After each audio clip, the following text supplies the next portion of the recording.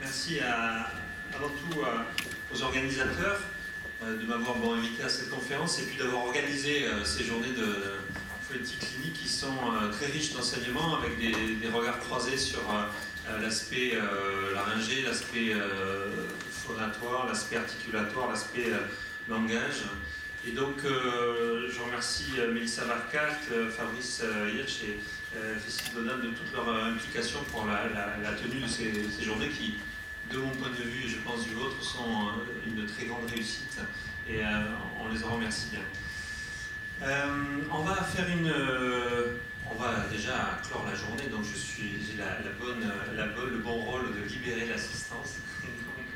Je ne ferai pas de prolongation outre mesure, mais on va parler en cette fin de journée des aspects, d'une part, de la problématique qui nous anime, nous médecins, moi chirurgiens, qui est le problème finalement de la plainte des patients, de leurs troubles de voix, qu'on appelle dysphonie, parfois dysodie pour les chanteurs et les gens qui sont qui ont des niveaux d'exigence très élevés. Et puis de cette plainte clinique, on va aller vers quelque chose de très fondamental, de très basique, et finalement comment ça fonctionne, l'organe producteur de la voix. Et puis une fois qu'on aura abordé comment ça fonctionne, eh bien, on essaiera de voir au niveau de l'artisan et du luthier que nous sommes, les chirurgiens des cordes vocales, de voir comment on peut utiliser ces concepts et quelles sont les implications thérapeutiques, en tout cas de soins qu'on essaie de donner lorsqu'on est amené à réparer des cordes vocales.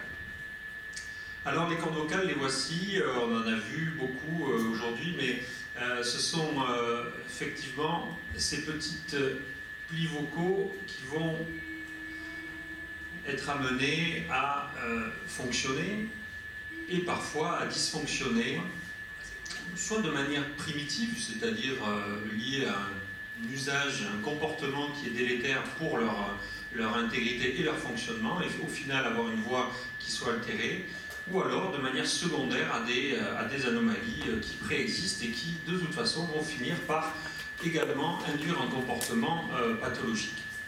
Ici, on a vu des nodules, on peut voir ici des polypes avec...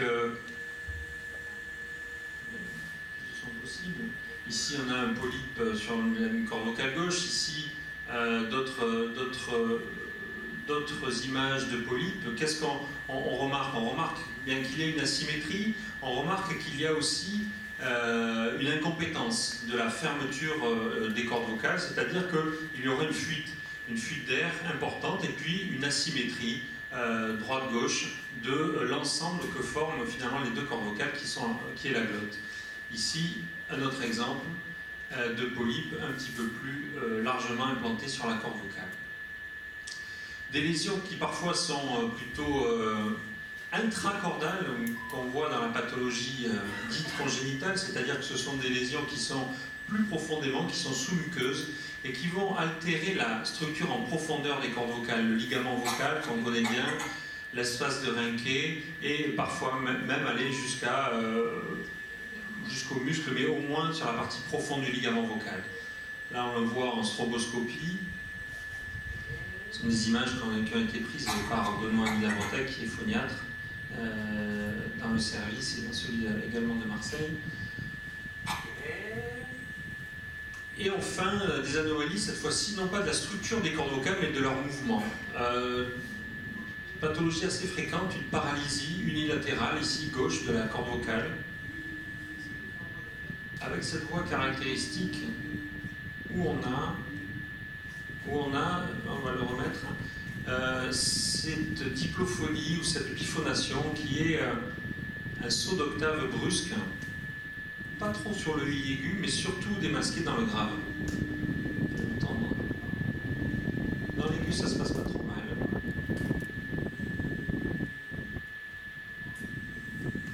Vous voyez, on entend cette diplophonie qui va entraîner...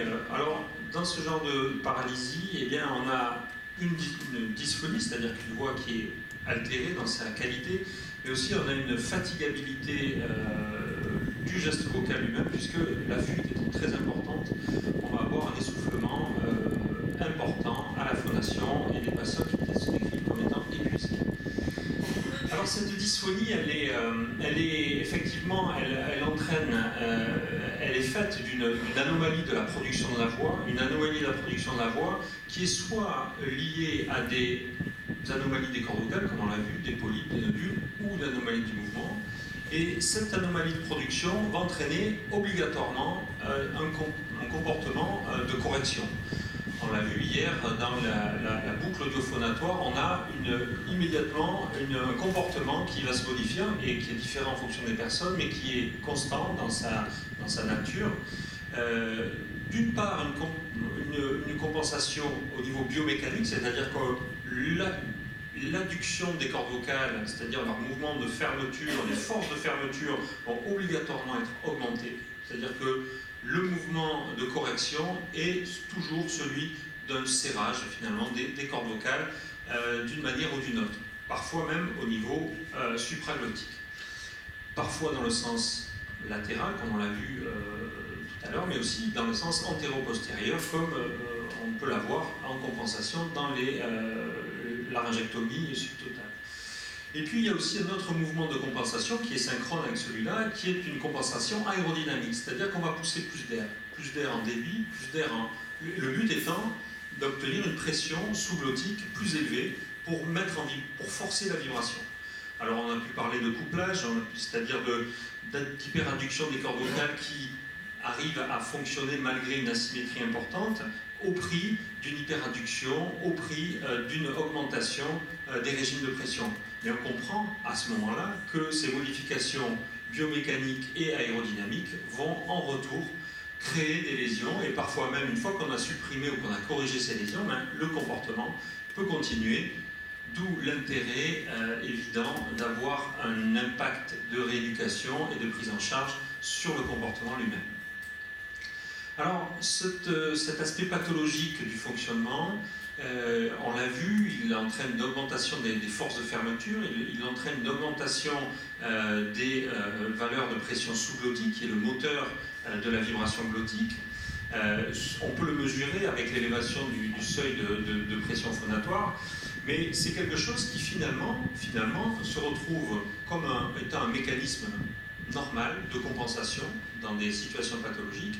Et si ce mécanisme se retrouve à l'état pathologique, eh bien on peut considérer que c'est uniquement une exagération d'un phénomène qui est physiologique, puisque dans toute situation, on peut imaginer qu'on soit en situation un petit peu de difficulté ou même de nécessité de hausser le ton, de forcer la voix, d'avoir plus d'intensité, une voix plus projetée, et que donc finalement, tous ces phénomènes qu'on observe en pathologie, bien, ils existent à l'état fonctionnel, à l'état physiologique, et donc on doit pouvoir les retrouver au niveau de la voix normale. Et c'est un petit peu ce qui nous a conduit à essayer de retrouver au départ sur des modèles normaux de vibration des cordes vocales les bases du fonctionnement physiologique de la production acoustique des cordes vocales au travers d'une modélisation au départ normale, puis après dans des situations pathologiques.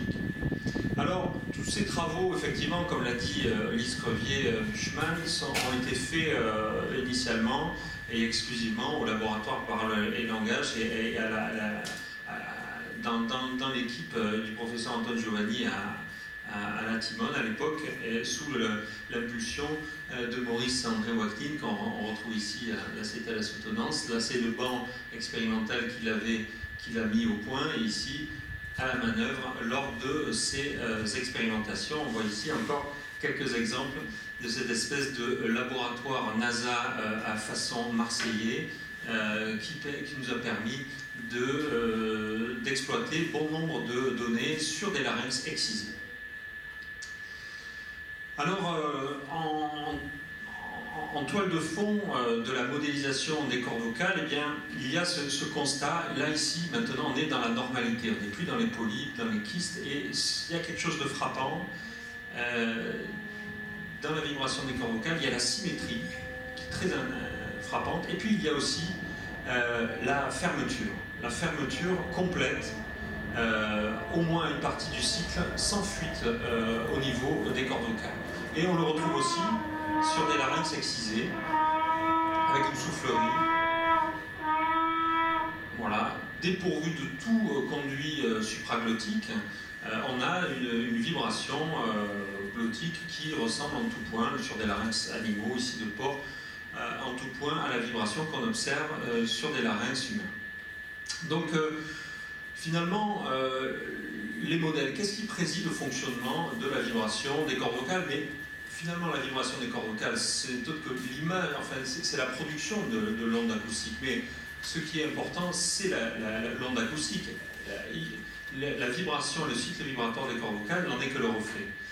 Et c'est pour ça que dans les travaux de modélisation qui ont été réalisés, il y a une chose qui a été fondamentale, ça a été de considérer en 1957 que eh bien, les cordes vocales, comme sur ce larynx excisé, vibraient de manière passive, sous-entendu qu'il n'y avait pas de contraction synchrone de la vibration des cordes vocales, donc abandonnant les théories myochronaxiques. Et on s'est à ce moment-là focalisé sur le fait que le larynx, les cordes vocales et la glotte donc, fonctionnaient sous forme de tissu visqueux, élastique, avec un amortissement et soumis à un écoulement de fluide, donc à des forces aérodynamiques. Ça, c'était une théorie fondatrice, mais qui était qualitative. Lorsqu'on a voulu la quantifier, eh bien, on s'est attelé à, finalement, on a utilisé les propriétés mécaniques des cordes vocales, d'abord sur des modèles simples, pour le modèle à une masse, avec une masse, un ressort et un amortissement, sur les parois d'un conduit, puis pour avoir ce modèle-là ne fonctionnait que dans certaines conditions et pour pouvoir se rapprocher des conditions plus connues expérimentalement, on a été obligé d'avoir un modèle à deux masses avec un déphasage des masses qui était obligatoire, sinon ça ne fonctionnait pas. Et pour arriver finalement à un modèle à trois masses qui rend compte de partie de l'anatomie en tout cas de la corde vocale avec un corps qui peut symboliser le muscle vocal et une couverture avec deux masses plus superficielles. Quoi qu'il en soit, ces modèles, ils ont été développés pour faire de la synthèse vocale et donc ils se sont finalement focalisés sur la qualité et sur les paramètres acoustiques qui pouvaient en être obtenus. Et pas forcément sur l'aspect biomécanique ni sur l'aspect physiologique de la vibration des cordes vocales. Et donc, finalement, une des faiblesses de cette modélisation a été d'avoir considéré que parce que les cordes vocales pouvaient être schématisées comme étant un ensemble de masses et de ressorts et d'amortissements, et bien que forcément les lois qui régissaient leur mouvement eh bien, étaient issues de la théorie des oscillations harmoniques. Et donc, ces oscillations harmoniques, quel que soit le nombre de masses et de ressorts qui sont mises, mais ici pour un seul, ici on a un support, ici on a un ressort et une masse, eh bien, en fonction de la position de repos et d'une certaine excitation, on va pouvoir obtenir une vibration sinusoïdale. Et donc, dans le temps, lorsqu'effectivement le modèle est physiquement complet, il y a toujours un amortissement, l'amortissement visqueux est représenté ici, et donc on a finalement une oscillation qui rapidement va être amortie. Et donc pour l'entretenir, on est obligé dans le modèle d'introduire une source d'énergie qui est parfaitement ajustée à la perte qui est à chaque cycle. Donc il y a une certaine fragilité du système puisqu'il faut compenser exactement les pertes en phase avec le mouvement et avec la bonne intensité. L'autre fragilité, c'est que le signal est forcément faible puisqu'il est sinusoïdal pour une masse et un ressort donné. Donc si on veut l'enrichir, il faut multiplier les masses et les ressorts. Et puis là aussi, une des fragilités de ce système, c'est que la F0 est constante, elle est fixée par les caractéristiques physiques de cet oscillateur. Et lorsqu'on retourne sur la réalité expérimentale, sur des larynx de cochon excisés, comme on l'a vu, eh bien, finalement, qu'est-ce qu'on observe? On observe une chose qui est assez frappante, c'est que si on fait figurer ici la pression source, la pression mesurée sous les cordes vocales, et ici la fréquence fondamentale, donc on a un larynx qui est complètement dénervé, qui est excisé, donc sur lequel on n'a aucun contrôle neuromusculaire, mais on se rend compte qu'en dessous d'un certain seuil de pression, il ne se passe rien, il n'y a pas de vibration. C'est-à-dire qu'on a un système, contrairement aux oscillations harmoniques, où quelle que soit l'intensité de la stimulation, on va avoir une vibration. en dessous d'un certain seuil, par exemple pour le larynx vert ici, en dessous de un peu plus de 20 hectopascales, il n'y a pas de vibration. Dès qu'on franchit un seuil, immédiatement, sans qu'il y ait un temps de montée particulier, immédiatement, on a une vibration qui s'installe et qu'on voit qui va être en partie gouvernée, donc la fréquence fondamentale, la fréquence de vibration, va être en partie gouvernée par la pression source. Plus on augmente la pression, plus on va augmenter la fréquence fondamentale. Donc la notion de seuil de pression phonatoire et la notion de contrôle de la F0 ne peut pas être expliquée par les oscillateurs, en tout cas par l'oscillation harmonique. L'entretien non plus, sur un modèle mathématique, sur une simulation numérique, on peut réintroduire à chaque cycle une quantité d'énergie qui a été perdue, mais en réalité, on ne voit pas quel est le système biologique, ou en tout cas aérodynamique, qui permet d'obtenir cet entretien.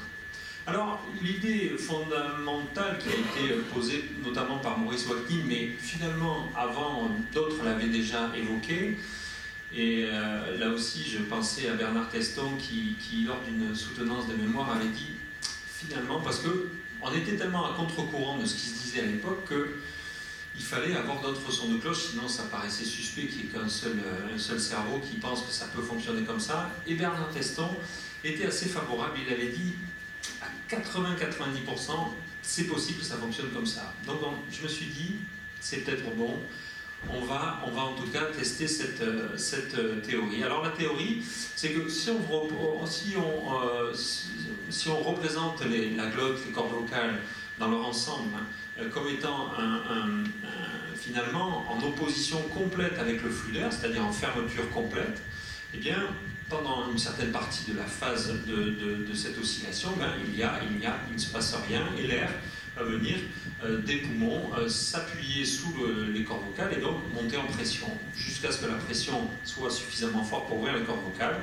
Et à ce moment-là, il va y avoir une certaine quantité d'énergie qui va pouvoir être libérée. Puis le système, par un mécanisme qu'il va falloir élucider, se referme, puisque si la pression s'équilibre, il n'y a pas de raison que le système se referme, mais on verra comment. Et puis on peut considérer finalement l'ensemble comme une boîte noire, que disait Maurice. On fait une boîte noire de ce système, on ne regarde pas ce qui se passe précisément, mais on va dire que pendant une certaine phase, le système est fermé, pendant une autre phase, le système est ouvert. Et donc, ça va représenter une vibration de type on-off, de type oscillation en relaxation. Et c'est de là qu'est partie cette idée d'oscillation en relaxation sous une forme pas analytique comme se faisait la modélisation avec des masses et des ressorts, mais au contraire sous forme descendante où on va imaginer que le système est tantôt ouvert, tantôt fermé. Et donc là, si on l'a ici,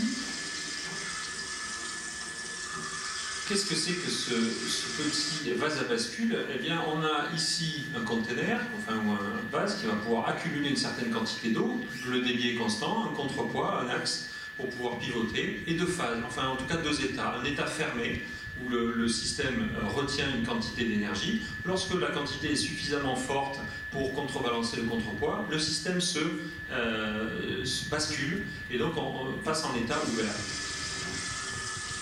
Et donc on a ici un exemple d'oscillation à relaxation, d'oscillation inharmonique, ou on va appeler aussi auto-oscillation ou oscillation auto-entretenue.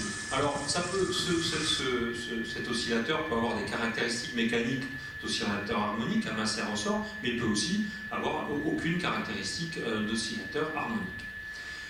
Le fait important, c'est qu'il y a deux seuils de fonctionnement, enfin en tout cas deux états, un état de charge, un état de décharge en quelque sorte, ou de relaxation, et puis qui fonctionne autour de deux seuils, un seuil de bascule on peut appeler d'amorçage, pourquoi pas, et un seuil de retour ou alors de fermeture.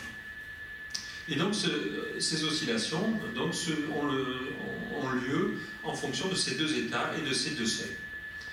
Alors, la condition essentielle pour que ça fonctionne, c'est qu'il faut atteindre un certain seuil d'énergie pour que l'amorçage se fasse, pour que le vase bascule, par exemple.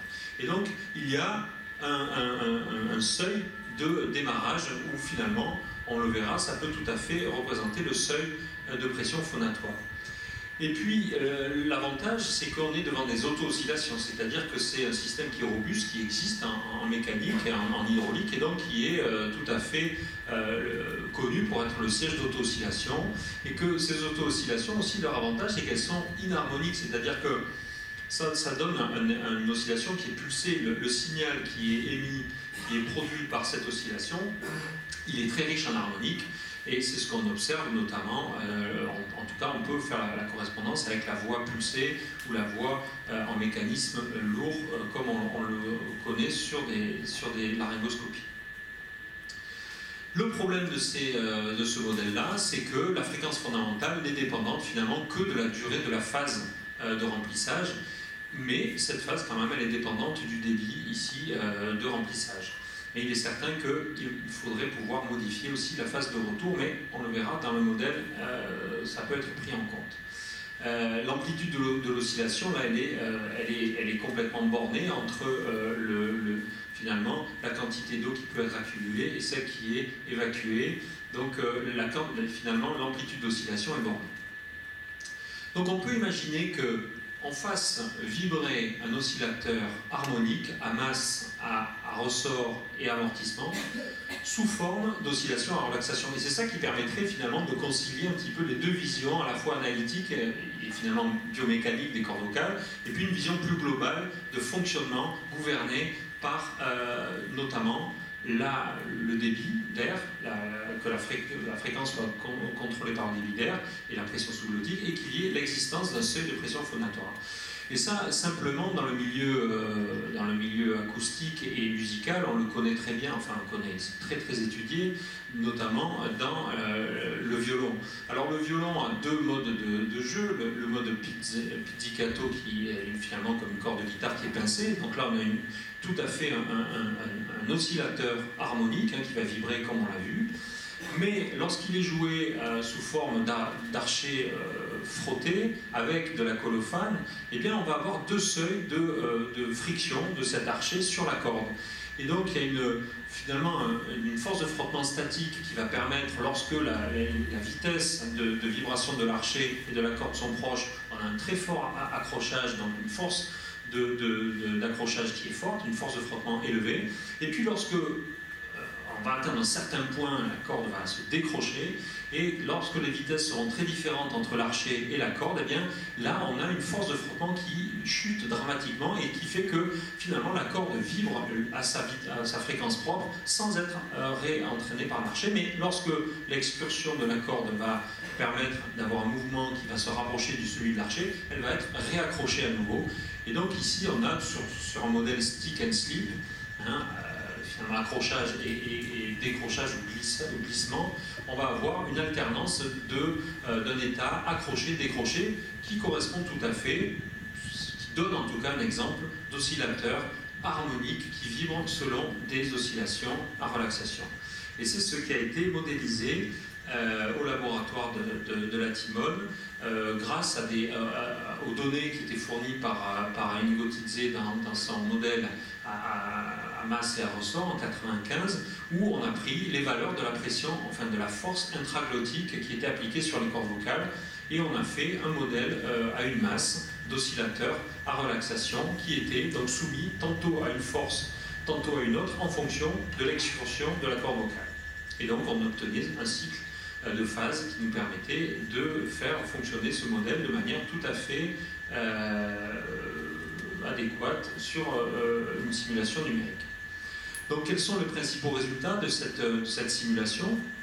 Eh bien, ils sont assez simples à exposer. Ici, on va faire varier la masse, et ici, on va voir la variation de fréquence fondamentale pour plusieurs valeurs de raideur de notre corde vocale. Eh bien, on voit que plus la masse augmente, plus la fréquence fondamentale diminue, ce qui correspond aux données biomécaniques et viscoélastiques des cordes vocales. Ici, sur l'amplitude vibratoire, plus la masse augmente, plus l'excursion des cordes vocales est importante, et donc on a une élévation de l'amplitude du mouvement. Si on regarde l'effet de la raideur d'une corde vocale pour différentes valeurs de la masse, tout paramètre étant égal par ailleurs, eh bien, on va voir que plus on réduit la corde vocale, plus on augmente la fréquence fondamentale, et l'amplitude varie à l'inverse. C'est tout à fait les données, disons, biomécaniques qu'on s'attend à observer. L'effet d'amortissement sur la fréquence fondamentale et sur l'amplitude également. Et puis là maintenant, ce qui était intéressant pour notre modèle, c'est de voir quels étaient les effets finalement des forces aérodynamiques, donc là de la pression source sous les cordes vocales, sous la corde vocale en tout cas, sans changer le vibrateur. Et donc là, on a vu la fréquence fondamentale contrôlée par la pression source, comme on le voit finalement, comme on peut l'imaginer en tout cas en physiologie ou sur le plan expérimental. Donc en partie, la pression source contrôle la fréquence fondamentale, tout paramètre étant égal par ailleurs. Il en va de même pour l'amplitude. Ici, on a mesuré quelle était, alors c'est on a imposé au modèle, enfin on a voulu voir quelles étaient les variations du seuil de pression phonatoire en fonction de la masse. Bien, plus la masse diminue, augmente, pardon, plus on a un seuil de pression phonatoire qui semble diminuer pour des faibles valeurs, puis finalement rester en plateau ensuite. La valeur de la raideur, plus on a une corde vocale rigide, plus le seuil de pression phonatoire est élevé. Et ça, ce sont des données qui sont intéressantes, en tout cas qu'on arrive à bien transposer sur nos larynx vivants et excisés, puisque plus le système est rigide, plus il faut plus il faut élever le seuil de pression phonatoire pour avoir une vibration. Et c'est ce qu'on a voulu mesurer là aussi sur la relation seuil de pression phonatoire versus F0. C'est-à-dire qu'on voulait imposer au modèle des fréquences tonales de plus en plus élevées, et puis on voit qu'on est obligé d'augmenter le seuil de pression phonatoire selon ce type de courbe, qui rappelle tout à fait les données in vivo sur des chanteurs qui montraient que effectivement le seuil de pression phonatoire était obligatoirement élevé lorsqu'on voulait atteindre des notes de plus en plus aiguës.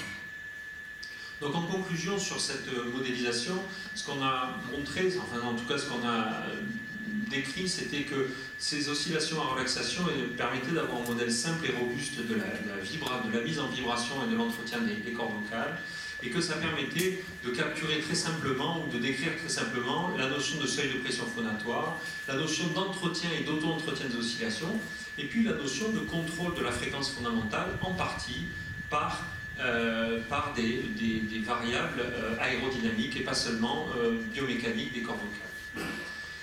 Donc en physiologie, si maintenant on veut ressortir un petit peu de ces données expérimentales et de ces données numériques, qu'est-ce que ça implique d'un point de vue physiologique d'abord? D'un point de vue physiologique, eh bien, on comprend qu'on a un brutal changement d'état entre des cordes vocales qui ne vibrent pas et puis d'un coup qui se mettent à vibrer au seuil de pression phonatoire. Et que ce seuil de pression phonatoire, il dépend d'une part du degré d'adduction des cordes vocales, puisque ce sont les cordes vocales qui entraînent la résistance à l'écoulement d'air, et donc ce sont elles qui vont imposer en partie la valeur du seuil de pression phonatoire. Et puis aussi, ces cordes vocales auront une valeur de masse et de raideur qui vont aussi entrer en ligne de compte pour fixer le niveau de seuil de pression phonatoire. Concernant le contrôle de la F0, la fréquence fondamentale, eh bien, comme le disait Titzé, mais sans en donner l'explication, il y a deux boutons, il y a deux paramètres pour fixer la hauteur tonale, et c'est pour ça que c'est facile de chanter faux.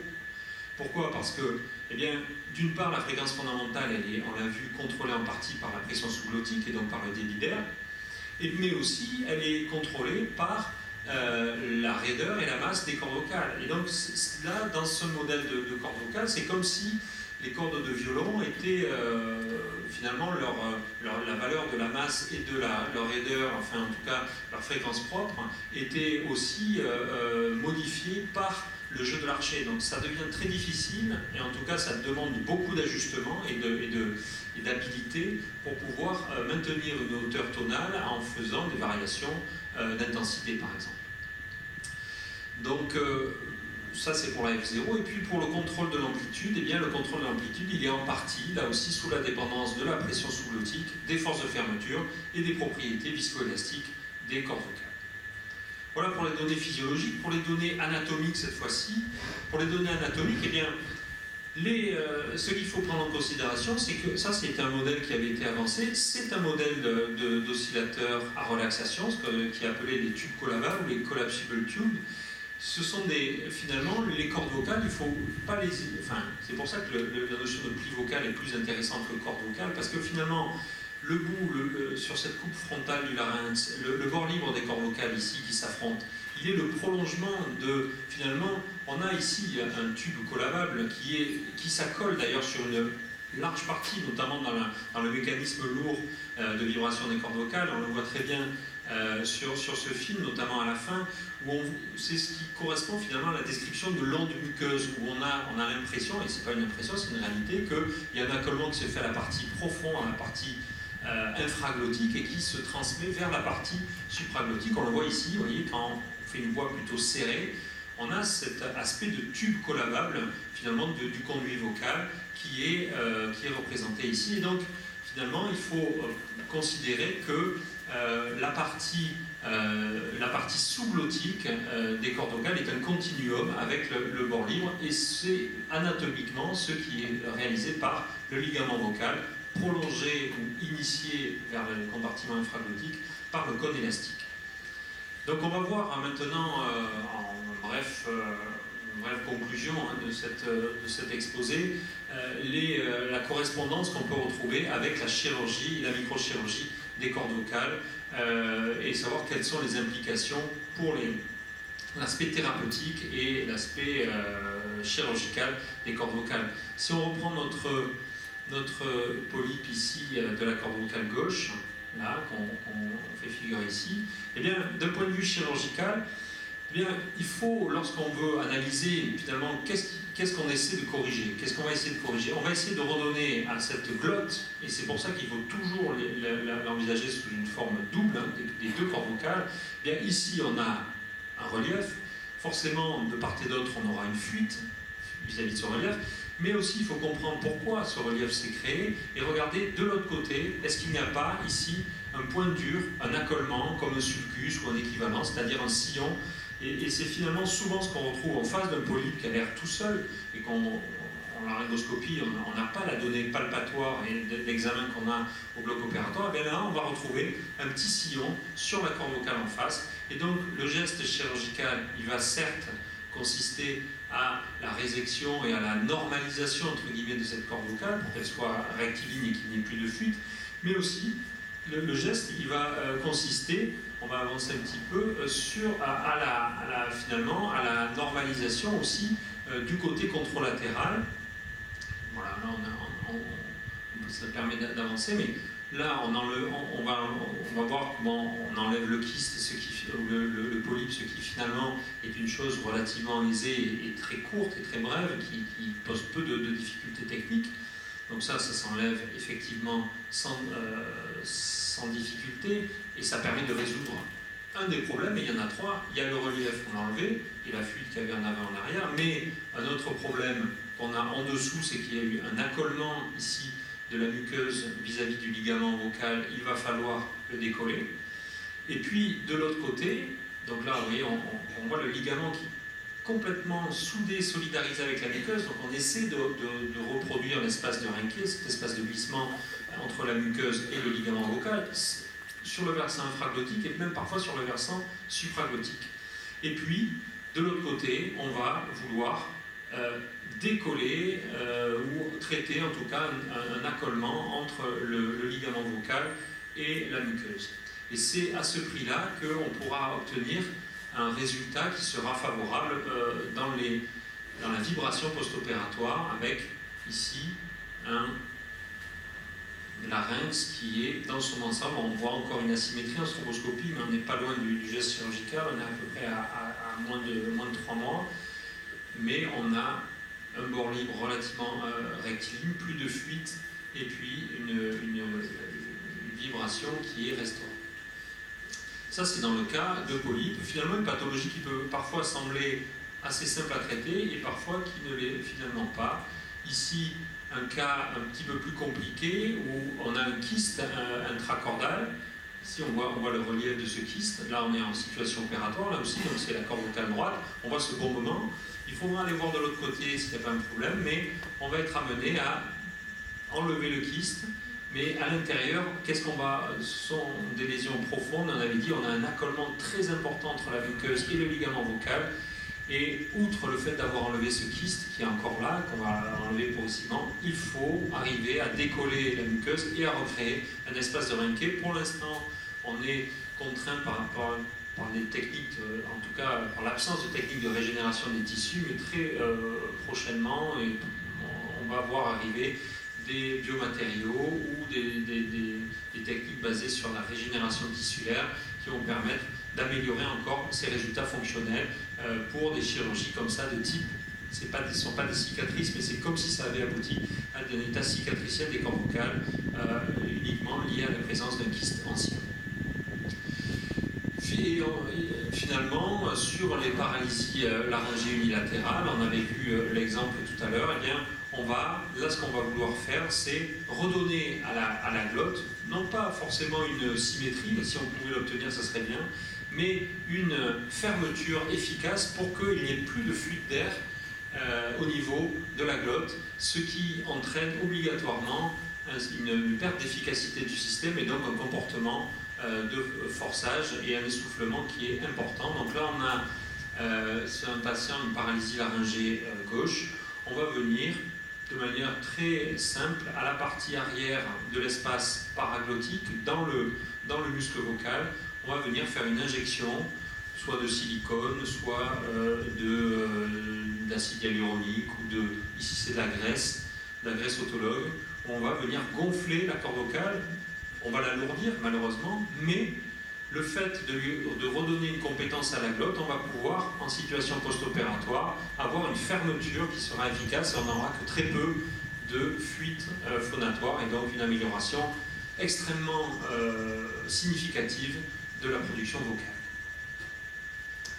Voilà, donc en conclusion, qu'est-ce qu'on peut tirer comme leçon de cette modélisation? Eh bien que finalement, certes, les cordes vocales ont obligatoirement des propriétés biomécaniques d'oscillateurs harmoniques avec des masses, des amortissements et une raideur, mais que leur mode de fonctionnement et leur mise en vibration et l'entretien des vibrations se fait sous forme, probablement, en tout cas on n'a pas avancé d'autres explications, sous forme d'oscillation à relaxation, donc finalement d'alternance de phases ouvertes-fermées, dont le mouvement est adouci par les caractéristiques d'oscillateurs harmoniques, mais parfois dans le mouvement est flagrant, notamment on l'a vu dans les larynx de laryngectomie partielle, où on a une perte importante des propriétés viscoélastiques et on voit bien une alternance de phase ouverte-fermée sur un sphincter ou un néosphincter laryngé. Et puis chirurgicalement, eh bien, ce qu'il nous faut obtenir, c'est toujours d'essayer de restaurer ou de redonner une fonction au ligament vocal et au cône élastique sous les cordes vocales, comme on l'a à l'image des tubes collabables, des collapsible tubes.